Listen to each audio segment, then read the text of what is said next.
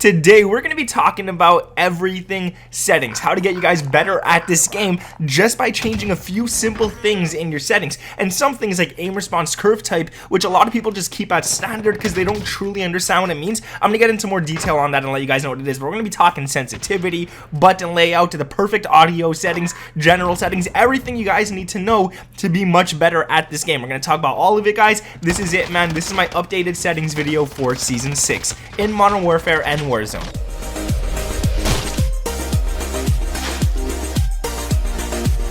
What is up, guys? My name is Nick and welcome back to another tips video, man. Like I said, today we're talking all settings. We're gonna be talking about everything, all my updated settings, everything there is that we need to know about within this game. So I did change my settings quite a bit this time around. Now normally I like to play and I like to keep it the same, but I realized in Modern Warfare I'm gonna be changing it a lot. Every season I try to play on something a little different, and I've noticed that it does end up working in my favor. So yeah, let's talk about it first, man. We're gonna go into the controller settings right away, man. If you could drop a like on this video, that would be amazing, and subscribe to the channel with those notifications turned on as well, and let me know down in the comments below what sensitivity do you guys play on, because that's like one of the biggest things that a lot of people always play differently and stuff, and I just want to know what you guys play on. So let's talk about it first, man. The button layout, and I will say this is for PlayStation and Xbox, or if you're on PC playing controller, it's mostly for controller. If you're playing KBM or anything like that, you can still check out the video for some other tips, but this is basically mostly for controller. So the button layout preset, I always keep it at stick and move. Every single COD I play, it's on stick and move, and the reason for this is because I don't use any different type of controller. I use the default controller that comes with the consoles, and with stick and move you're able to jump with R3 without moving your thumb at all, so you could aim and jump at the exact same time. You can move around and stuff like that, and you don't have to worry about being off target, so that's why I like it a lot. And I play flipped as well, so I don't shoot with L2 and R2. I actually don't shoot with the bottom ones, I shoot with the top triggers instead. And what I prefer about this is that it does only take milliseconds off the time it takes to actually aim down sights and fire a weapon, but those milliseconds are super important in a game where bullets are flying out very, very fast and it only takes a few milliseconds to kill someone anyways, so I always try to get that upper head advantage. That's why I always play on flipped.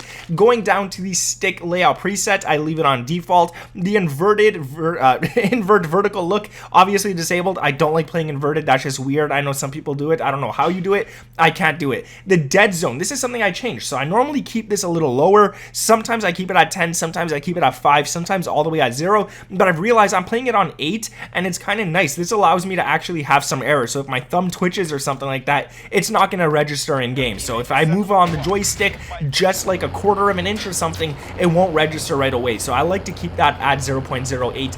It's nice. Now my actual sensitivity, the horizontal stick sensitivity is at 14, and the vertical stick sensitivity as well is at 14. And the reason for this, I usually keep my vertical stick sensitivity one higher than the actual horizontal one, but the reason I went and I said, you know what, we're just going to do it as is, we're just going to keep it at 14 is because it actually doesn't matter too much, especially in Warzone. It doesn't matter too much. Now I do normally play lower. I normally play at like an 8 or 9, but I realized I could actually just change my ADS sensitivity multiplier, and my actual sensitivity doesn't matter how high I put it, so I put it higher so I could turn on people faster. That's basically why. I find the lower it is, the harder it is to turn on people, and I could snap on people at 14. Now the ADS sensitivity multiplier, the low zoom, this is when you're using weapons that have less than a 3.25 times optic, so I leave this at 0.94, and then the weapons with the higher zoom like snipers and stuff, again I leave it at a 0.94. I find this is what helps me.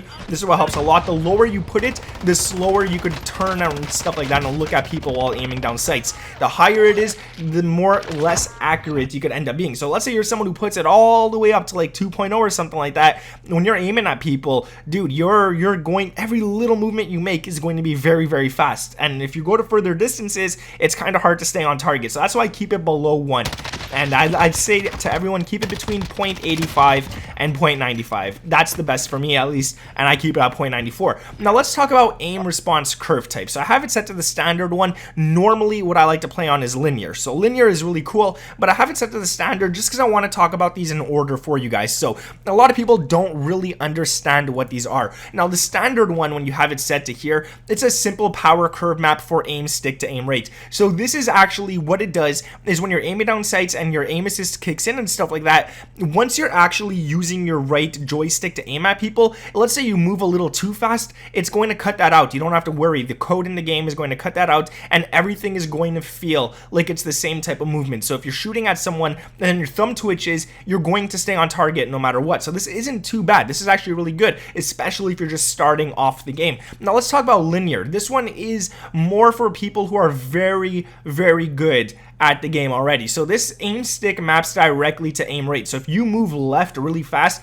your aim is going to go left very fast. The aim assist is going to try and stay on target regardless, but it's going to listen to every single input you do. So if you move by mistake, if you twitch to the right by mistake, it's going to do that as well. So you got to be careful with that one. And that's why this one's best if you're actually really good at aiming in the game. And the dynamic is a mix of the other two. So standard and linear is what dynamic is. When you first aim down sights, it's actually the standard one. You're shooting at the guy, it's going to have like the simple power curve and everything like that, and then once you keep shooting, it's going to start slowly kicking into the linear one, where everything you do is what the game does. So in my opinion, linear is really good. Standard, this is where you're shooting at someone. Let's say you're shooting at them and you notice they're running very fast away from your bullets and you can't keep up with them. That's because you're on standard. If you change it to linear and you just try to get used to it, just play a few games and try to get used to it, you're going to see it's a lot better. But if you just start to keep it at standard, man, that's what I got to tell you guys. Now, controller vibration, I keep this off. The reason for that is because I don't like my controller vibrating mid-game. I feel like if it's vibrating and my thumb's moving and stuff, I could be less accurate. So I just leave that off, and it does feel very weird. It does take a while to get used to it, but I just leave it off regardless. Now, I will also say you guys could use Control Freaks to help out a lot with your accuracy, and you guys could even use code IT'sNick for 10% off on Control Freaks, and they have the new Cold War ones that look really cool. I'll leave a link down in the description. This is just something that you add onto your controller, and it helps you stay a lot more accurate. Now, aim assist standard, everything else down here is pretty much the standard. So I have my use reload behavior, contextual tap, that's for Warzone, and everything else is just pretty much what it is. Now let's go into the general. So my brightness, I leave it at 54. When you see not visible, barely visible and easily visible, you want to make sure you actually follow what it says. In previous CODs, you could crank it up all the way to 100. It doesn't matter, but in this game, you want to make sure you're not visible is literally not visible. You're barely visible is barely visible, and this way you can see people a lot easier. The colors in the game look a lot nicer. It's really weird, but that's how it is. Film grain 0, obviously. Tooltips disabled. I don't care about those. Subtitles disabled. English, I mean, I could change it to French if I want, but yeah, we're just gonna leave it to English. Colorblind, I'm not colorblind, so I'm gonna disable it. World motion blur, weapon motion blur, guys, disable this. It's so useless. You do not want this. It's worse if you have it on. Trust me, if you're aiming down sights and you're shooting at someone and your weapon is all blurry and stuff, you don't even know where you're aiming. Just, dude, trust me, never enable those. Minimap shape, square 100%. You see 20 to 25% more of the map when you have it on square, so yeah, make sure you throw that on as well. Minimap rotation enabled so that it actually follows with your little arrow and stuff like that. Compass cardinal direction text, I have it to letters. You could easily turn that off if you want, but I rather have north, east, southwest show up. If you don't have that, you don't know what's north, you don't know what's east, southwest, whatever, so make sure you have that as well. And then everything down here is pretty much, again, the same as whatever it comes in the game. Now, the audio is very important. I put it to boost low. Now, the reason I put it to boost low is because I use Astro A40s, and I feel like, for me at least, what I'm using in my mix amp, this sounds the best. I can hear footsteps the easiest with boost low. You might want to try boost high or boost. These all work out. Now, boost low for me, at least for hearing footsteps, this is the one that works the best. Master volume, music volume, dialogue volume, and effects volume,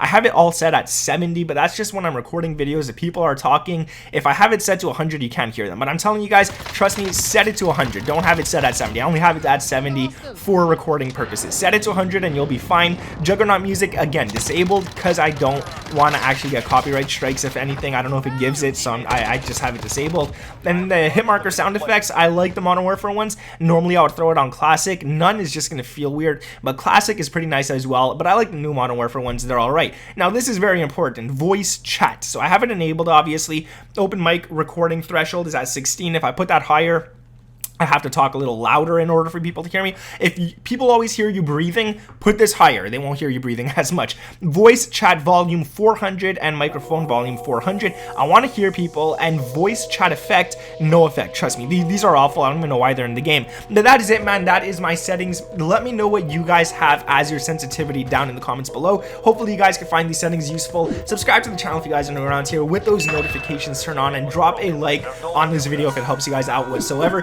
Thank you you guys for watching. My name is Nick. Let me know that sensitivity, and I'll catch you guys in the next one. Peace.